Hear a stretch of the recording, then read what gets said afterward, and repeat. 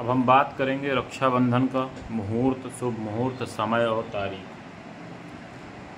देश भर में रक्षाबंधन को लेकर के हर्षोल्लास है और लगातार लोग रक्षाबंधन को मनाने की तैयारी कर रहे हैं। लोग अपने भाई बहन के यहाँ जा रहे हैं।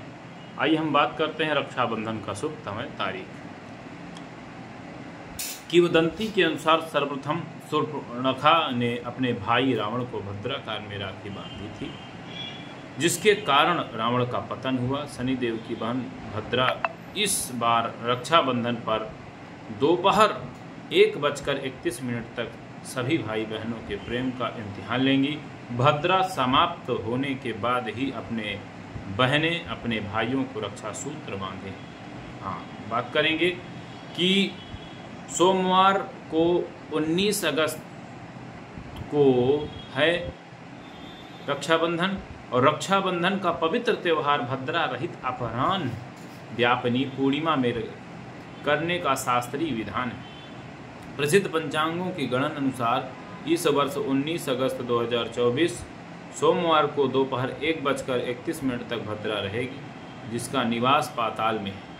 धर्मशास्त्र अनुसार 19 अगस्त को दोपहर 1:31 के बाद रक्षाबंधन का शुभ कार्य करना प्रशस्त होगा।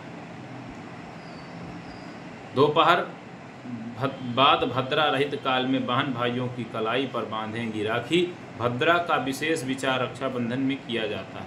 भद्रा काल को हमारे शास्त्रों ने अशुभ एवं त्याज्य माना है। हरियाणा, जम्मू आदि प्रांतों में कहीं कहीं यह देखने में आया है कि कुछ लोग रक्षाबंधन के दिन प्रातः काल से ही भद्रा आदि किसी भी अशुभ समय का विचार न करते हुए रक्षाबंधन मान लेते हैं, जो कि किसी भी रूप में शास्त्र सम्मत नहीं है।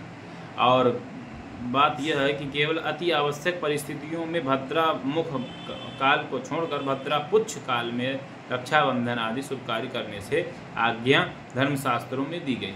भविष्य पुराण के अनुसार भद्रा पुच्छ काल में किए गए कृत्य में सिद्धि और विजय प्राप्त होती है, जबकि भद्रा मुख में कार्य का नाश होता है। इस संदर्भ में भविष्य पुराण का यह श्लोक अक्सर विद्वानों के मुख से कहते हुए सुना जाता है कि पुच्छे जयावहा मुखे कार्य विनाशाय।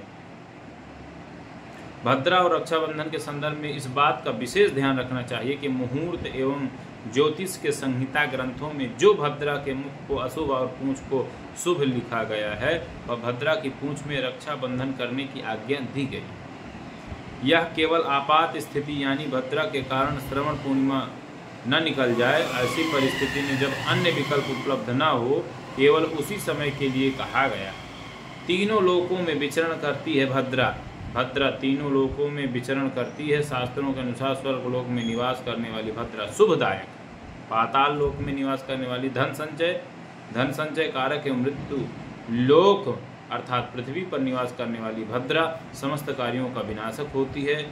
स्वर्गे भद्रा शुभम कुर्यात् पाताले च धनागमम मृत्युलोके यदा भद्रा सर्व कार्ये विनाशिनी। तो इसलिए भद्रा का मुख्य दोष बताया जाता है, और भद्रा का दोष जो है ध्यान देना हमें चाहिए। तो आप समझ गए हैं कि भद्रा होने के बाद भी भद्रा संपन्न हो जाएगा। 1 बजे के बाद रक्षाबंधन का जो प्रक्रिया बन रही है उसे आप लोग खूब आनंदपूर्वक मना सकते हैं। आप सभी को रक्षाबंधन की हार्दिक शुभकामनाएं, और लगातार इसी तरह हमारे साथ बने रहिए। आपको अच्छे से अच्छी जानकारी हम आपको देने का प्रयास करते रहते हैं अपने YouTube चैनल के माध्यम से। धन्यवाद। वीडियो अच्छा लगे तो कमेंट जरूर करिएगा, ना भी अच्छा लगे तो भी कमेंट करिए। कहाँ पर बदलाव की आवश्यकता है, क्या आवश्यकता है, विचार दीजिए। आप हमारे साथ जुड़े रहें।